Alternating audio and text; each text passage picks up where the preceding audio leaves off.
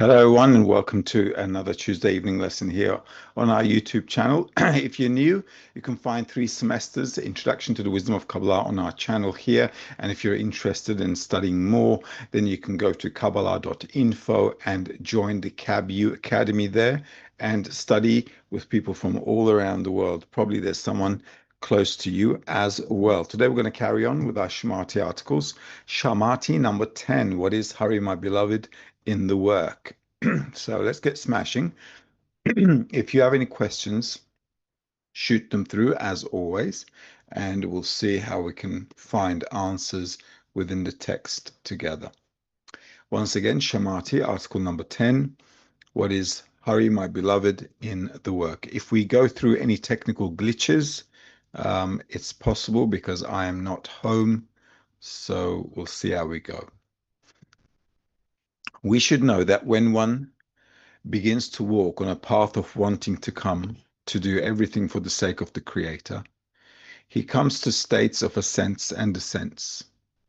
Sometimes he comes to such a great decline that he has thoughts of escaping Torah and mitzvot, the commandments, meaning thoughts come to a person that he has no desire to be in the domain of holiness. In that state, one should believe that it is to the contrary, meaning that it is the holiness that runs away from him. The reason is that when one wants to blemish the holiness moves forward and runs away from him first. If one believes this and overcomes during the escape, then the brach, escape, becomes barech, bless. As it is written, bless the Lord, his strength, and accept the work of his hands. Well, that's a nice short and sweet article, so we'll go over it again. And if you have any questions, shoot them through. As you know, we're doing one Shamati per week, so it's a short one, so it might have a short night. Okay. What is Hurry, my beloved, in the work? Shamati, article number 10 from the writings of Baal HaSulam. We should know that when one begins to walk on a path of wanting to come to do everything for the sake of the Creator, he comes to states of ascents and descents. Now we have to understand this state here doesn't happen initially when a person comes to study. All right, so this is important to understand. Our study, the work in the preparation period, called the preparation period in the wisdom of Kabbalah, actually starts when we feel this rejection or resistance to the work. So this is important to understand, because when I'm doing everything with my desire to receive pleasure and everything is fine, smooth, honky-dory, there's nothing really to work with that's against my nature. So in order for me to work, I have to feel some kind of a resistance to the work. All right, and this is why feeling of this resistance is really important. Let's read that again. We should know that when one begins to walk on a path of wanting to come to do everything for the sake of the Creator. So in the work, when we start studying the wisdom of Kabbalah, we have to come to a state called wanting to come to do everything for the sake of the Creator. So we need to start building. We need to start thinking about how we can do things for the sake of the Creator. And when he comes to such a state,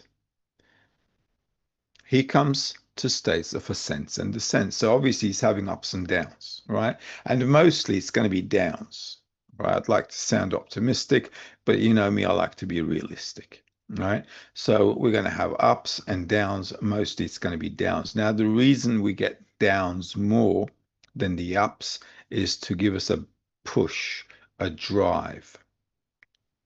And when we go through harsh conditions in life, it kind of makes us better, right? It makes us better, tougher, wiser.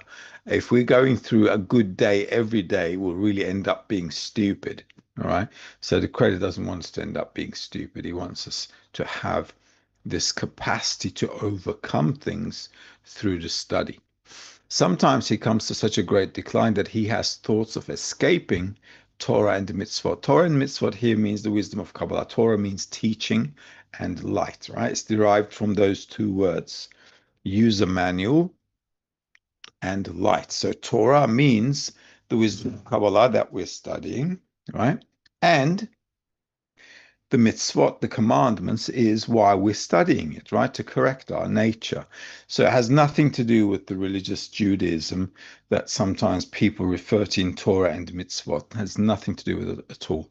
Torah is the teaching, and the commandments are the things that a person needs to do in order to correct his desires from his egoistic nature into a bestowing nature. All right? So let's read that again. Sometimes he comes to such a great decline that he has thoughts of escaping the study and the commandments, meaning thoughts come to a person that he has no desire to be in the domain of holiness. And this is really a true situation. If we study hard and good correctly, we should get to such states, right? If we're not studying nicely, if we're not studying properly, we won't get to these states. These states are really situations that come to a person where that person is doing a good job in the work. All right, so he's feeling his real nature, his egoistic desire to receive for oneself really lighten up. You know, it really starts to be prominent in a person. It starts to be bold. It starts raising its head. It starts, doing all kinds of things to take the person off the path. In that state, one should believe that it is to the contrary, meaning that it is the holiness that runs away from him. The reason is that when one wants to blemish the holiness moves forward and runs away from him first. If one believes this and overcomes during the escape, then the brach, the escape, becomes barech, bless, as it is written, bless the Lord his strength and accept the work of his hands.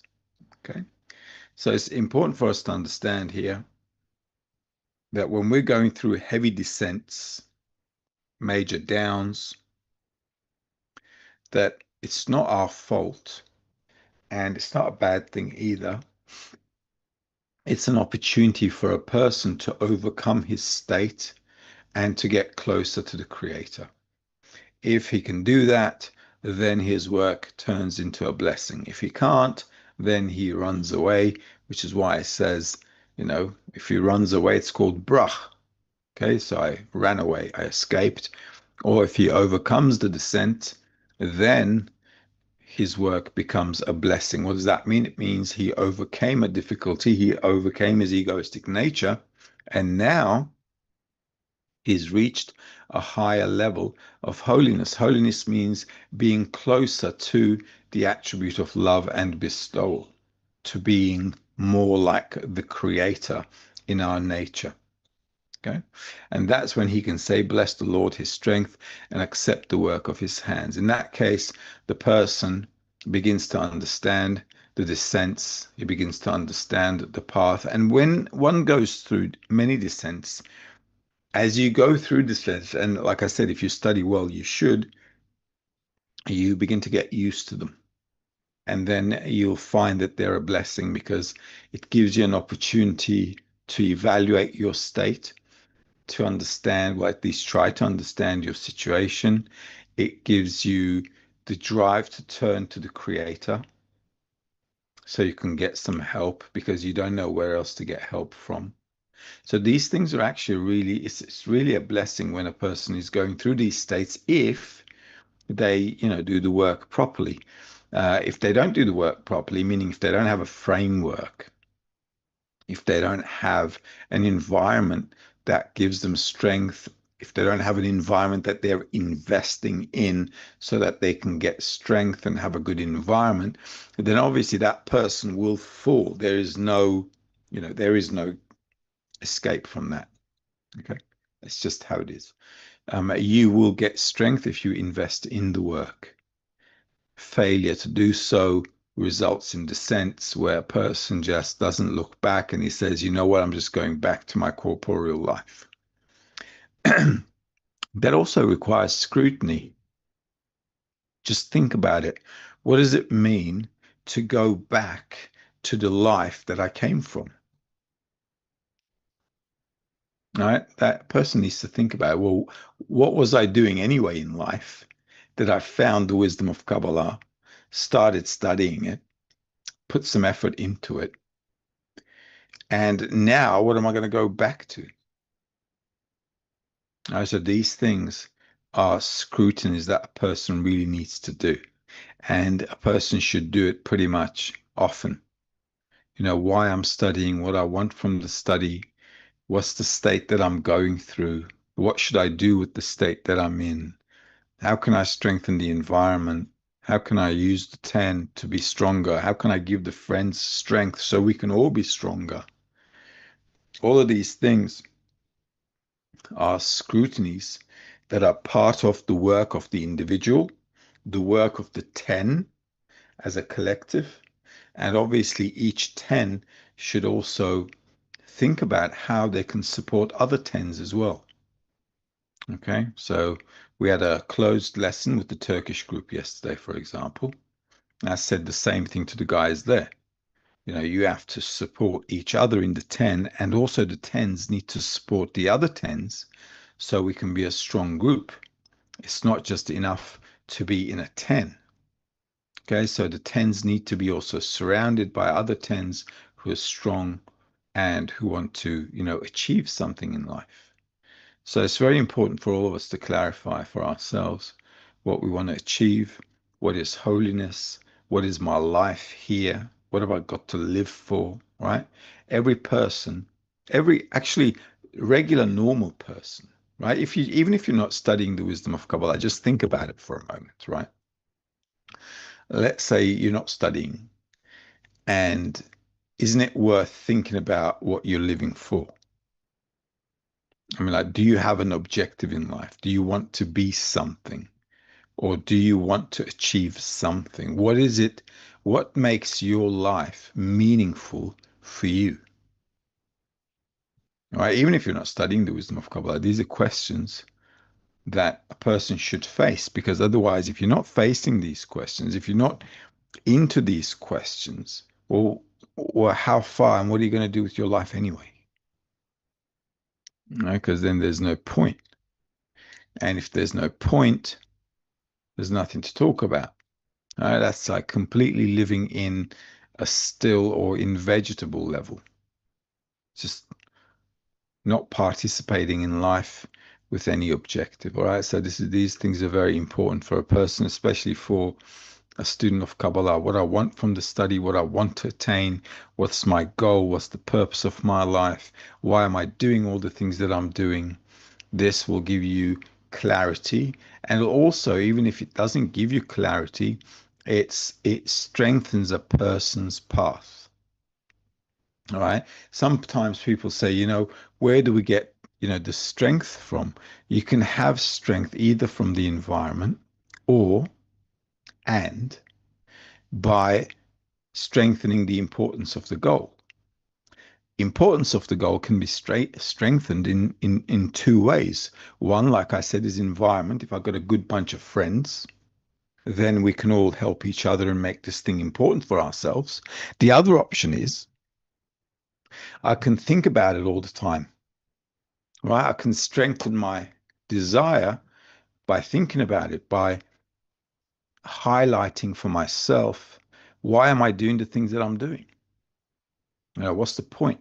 What's the idea? So the thought process is also important. And also what constantly gives us the motivation to think about the intention, the purpose, and so on, is also the study, right? The more we're studying, the more we read, the more we listen to the lessons, and so on, it gives us a lot of power to kind of like strengthen, you know, the idea. All right. Because at the end of the day, what are we? We're a group that has a common idea, a common ideal. Right? We're a group of people from all around the world who has come together for an ideal, an idea, right?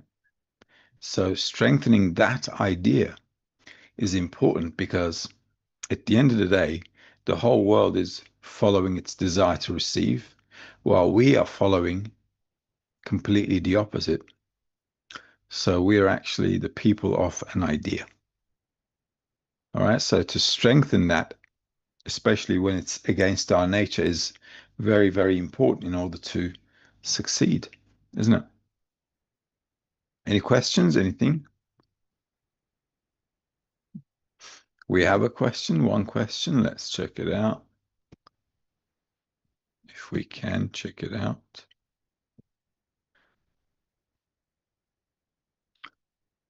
Okay, there's one question from last week. But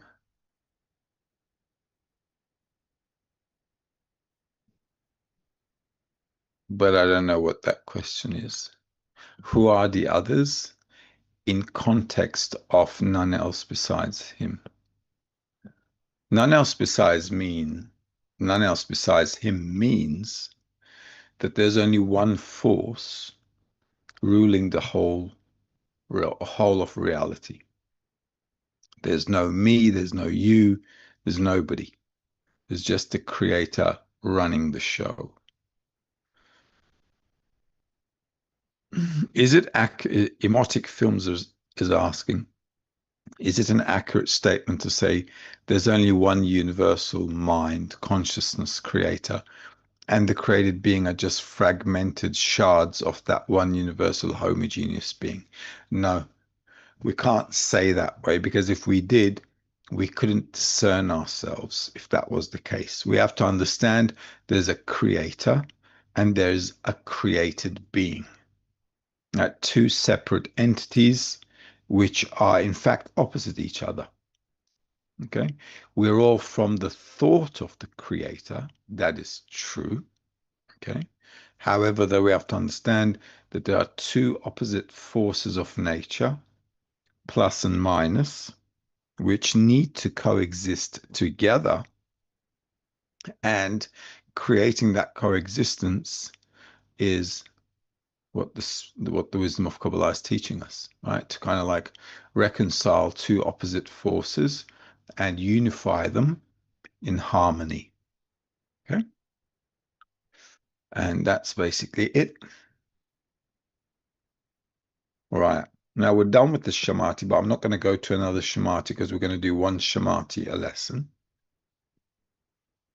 And is there another question coming up? No, we're all good. All right. Let's see here.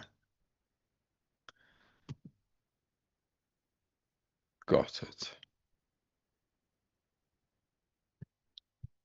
Eda is asking, if a person is always thinking about the same questions, does that mean a person is not going forward or advancing? Not necessarily. Not necessarily. Sometimes we might have a question that we haven't yet solved properly. Also, we do have the same questions popping up in life, and they will also pop up in the wisdom of Kabbalah, because what I felt I understood yesterday can be today misunderstood. So I had a question previously, I kind of settled it, and today with my higher egoistic level, with my coarser self, I might have the same issue again at another degree. We have to understand that people change every day, especially in the wisdom of Kabbalah. In real life, people don't see that they change, right? So they're not really aware that they're changing in life. But in the wisdom of Kabbalah, when we're studying the wisdom of Kabbalah in a group especially, every day we're going through a bunch of states. Right? So all of these states for us are causing changes. Okay.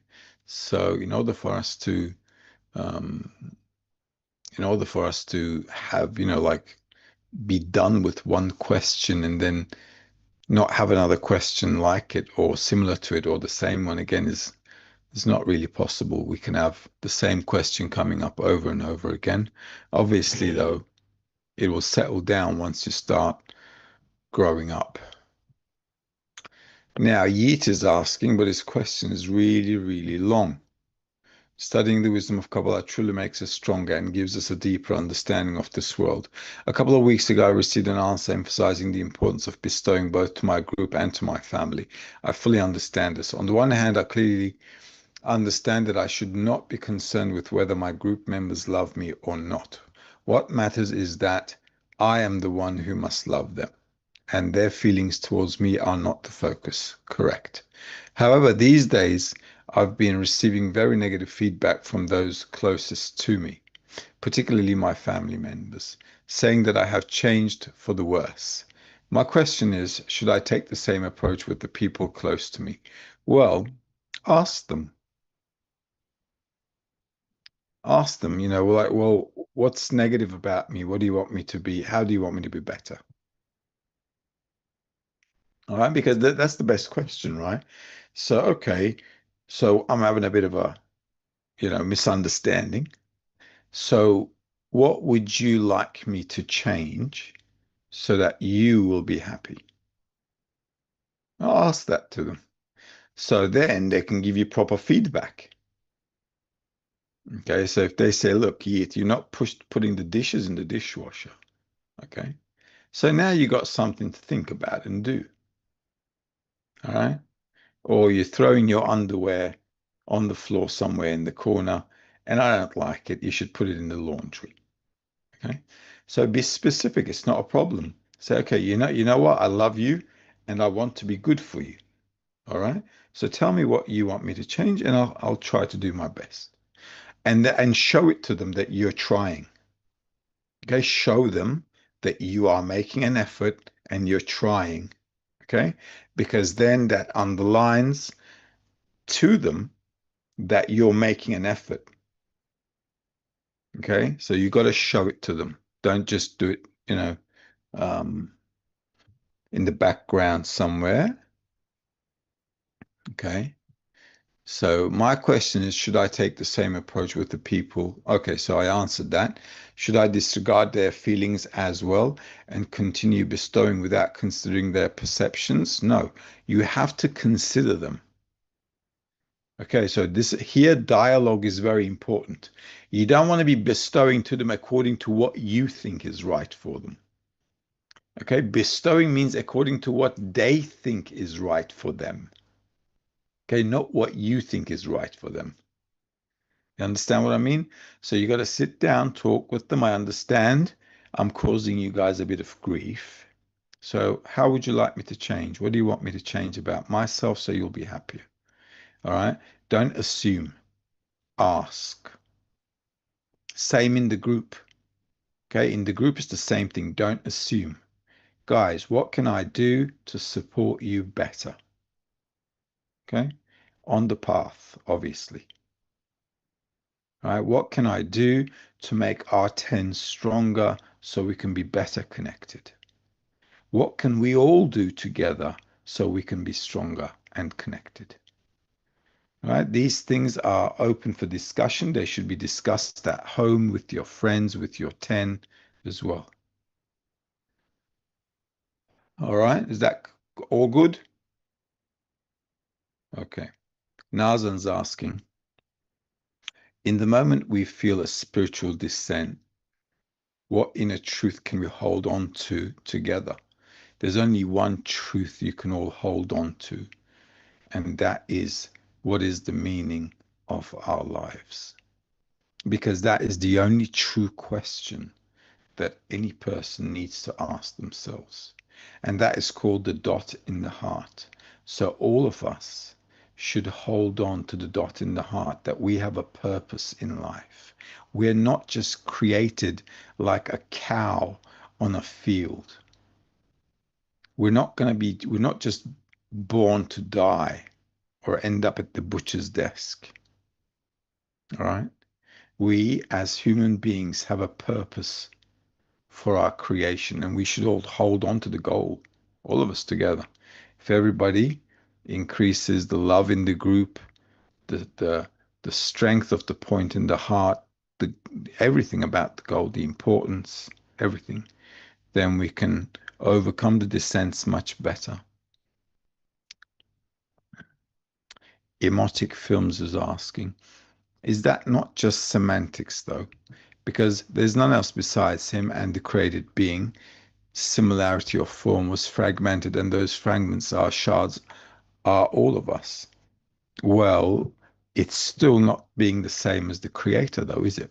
If we were like the creator, or if we were part of the creator, we would surely feel it.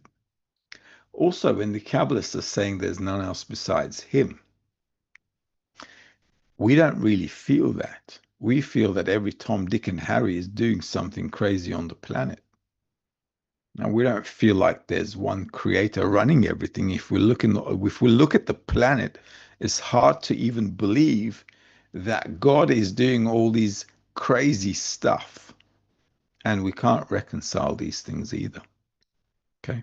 So when we're studying, you have to approach the wisdom properly with some common sense as well.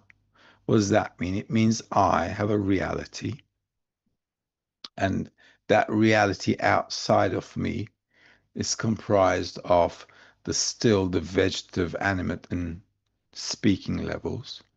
And I, inside this reality, understand that there's a purpose to life. And then there's a methodology to achieve the purpose of life. And until I come to achieve that purpose, you won't be able to recognize this thing called there's none else besides him. It's just going to be a slogan for you. Okay. Even when we say we're all parts of Adam Harishon, well, who the heck is Adam Harishon anyway? We don't know. Who knows? Somebody wrote about it in a book. Okay, we don't know. We're not there. If we're not there, I can't look at reality as if everything is true according to what they wrote. Everything can only be true according to what they wrote when I reach the level of the writer. Otherwise, you can't reconcile reality. And this is why a lot of people go nuts. They completely lose it and go mental. Why? Because they read what's in the books and start to relate to reality according to what they, in their corporeal mind, understand spirituality to be when they're not in spirituality. Thus, henceforth, you get a bunch of crazy people in a bunch of crazy religions. You see what I mean? So we have to really tread carefully when we're working together in the group. It's really important to understand that. Even if they say we're part of Adam Harishon, well, I don't feel any Adam Harishon here. All right, so I got to go with according to what I feel. And that is the common sense approach. And it needs to be that way. Or otherwise, like I said, you're just going to not be able to reconcile all the stuff you're going. You won't be able to progress either, because everything's going to be some kind of a imaginary fantasy, philosophical, not really felt and understood concepts, and you're going to be running around them in total confusion.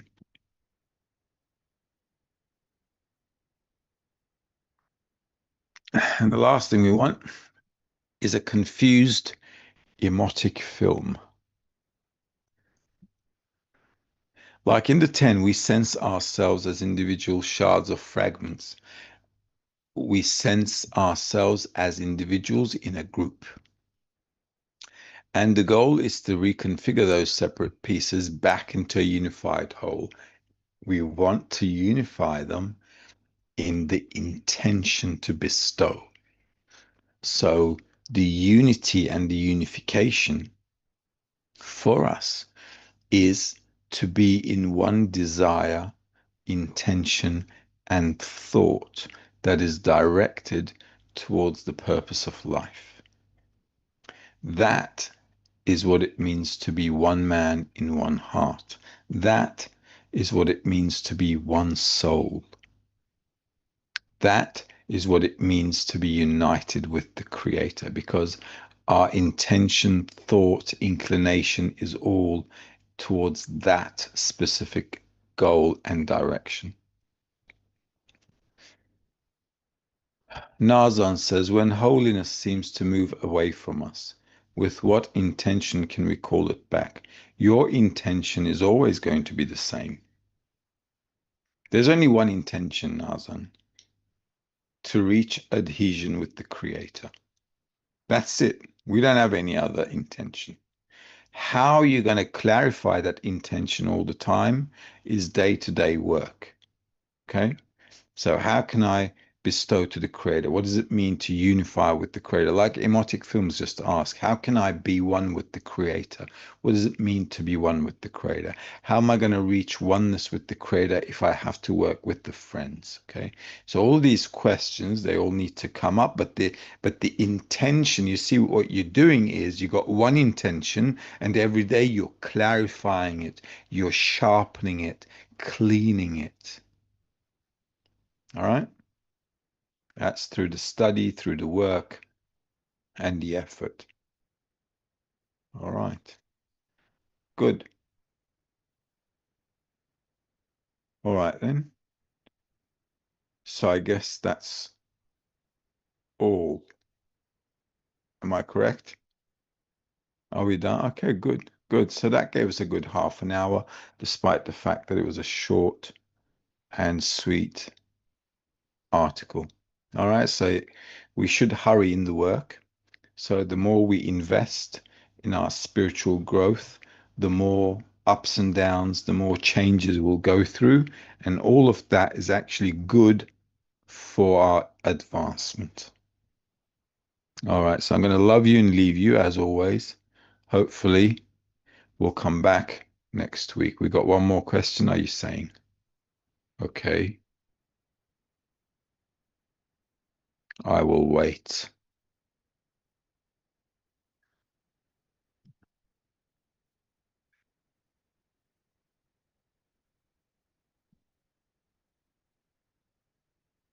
Okay, I've already answered that one. Okay, I just answered that one with Nazan. All right, good. So we're all good. All of you guys have a good week. Next Tuesday, hopefully we'll meet up again. What's up, Kurt? I think there's one more question from, Oh, go on then. but I asked them to resend it because it didn't appear on my screen. Okay, so I'll wait.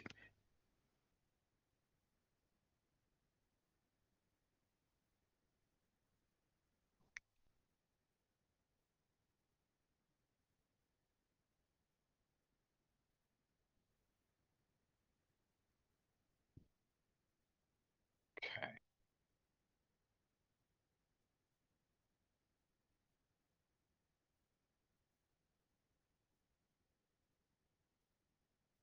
As you know, in the morning lessons, we're also going through all the Shamati articles.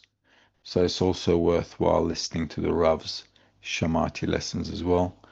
Obviously, they're going to be deeper and more concise than what I can give you. And it's always good to go over the Shamati articles. So even during the day on your own, if you just open a Shamati and read it, it's really good.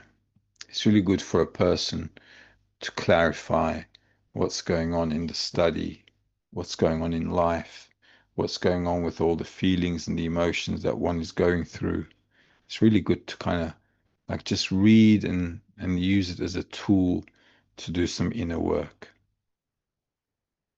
I must have read Shamati like, I don't know, maybe 10, 15 times already. Maybe more, actually. Maybe more. Much more, maybe. Definitely. just constantly going over Shamati, Shamati, Shamatis all the time. Also, Rabash's social articles too, how we're supposed to connect in the group. Maybe, I'm not joking, maybe 30, 40 times I must have gone over them all the time, like, many, many times. And I also teach them every year as well. So if you think about it, right, all this time I've been teaching in the Learning Center in English and Turkish. So if you think about it, so every year I'm doing it pretty much over and over again. They're really good because they really solidify your approach, how your approach should be to inner work, how your approach should be to the friends, how you can properly, um, adjust yourself to all the things you're going through, how to evaluate things correctly. Okay. So all of these articles, they really like, sink in if you repeat them. Pradeep is asking, sometimes I feel that my corporeal distractions keep on getting stronger. Makes me feel that the Creator is telling me this is not the time to pursue spirituality. Is this something that people go through? Oh, that is definitely what we're all going through. Yes. As we study more the wisdom of Kabbalah, previously the things that were, that appeared to us like, corporeal nonsense start to draw us. Our corporeal desires get bigger, stronger. So yeah, it's true. You will get coarser and you will have those, even some of these, even desires you kind of disconnected with, even without studying the wisdom of Kabbalah. And they kind of like come back to you. And then you say to yourself, well, wait a minute, I got rid of these desires ages ago. Why are they coming back now? Because they will. And we're going to have to evaluate them. So you have to then think to yourself, well, is this really worth going after?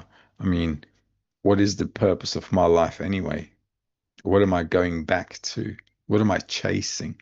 It's good to think about these things. When desires pop up, corporeal desires pop up, if you're studying the wisdom of Kabbalah, and if you got if you're studying nicely, it allows you to contemplate, think about them, evaluate them, weigh them. And this really builds your mind as well. It builds your feelings and your mind, because you have a desire, so there's a feeling inside. Now you're kind of like evaluating it from a perspective that's directed towards the purpose of life. So it really gives you a wider perspective, a deeper perspective, not just wider, but deeper, because your vessel's getting wider and deeper at the same time.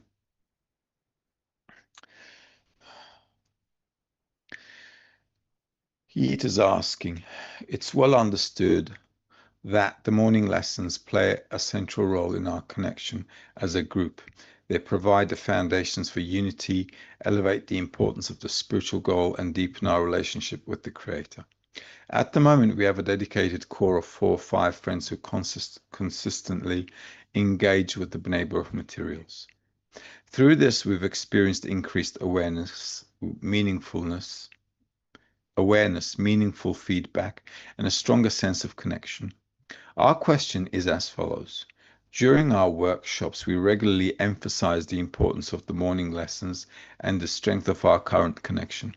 However, should we continue with the same approach, or would it be more effective to adopt a different strategy to further inspire the group and reignite their enthusiasm? This depends on you. Obviously, the morning lesson is our top priority. Okay, because if we don't have a morning lesson, what are we going to do? The morning lesson is where we learn, life, where we learn what life is, what spirituality is, how we're supposed to grow up, and so on. So the morning lesson is the most important thing. And around that, you can do whatever to make yourselves stronger, happier, more meaningful in the work. and so on. But that's your call, not mine. All righty. So we're all good. Finally, we're good. All right. So now I will say goodbye. Okay. Have a good day. Have a good night wherever you are. And God willing, we'll meet up next week. All the best.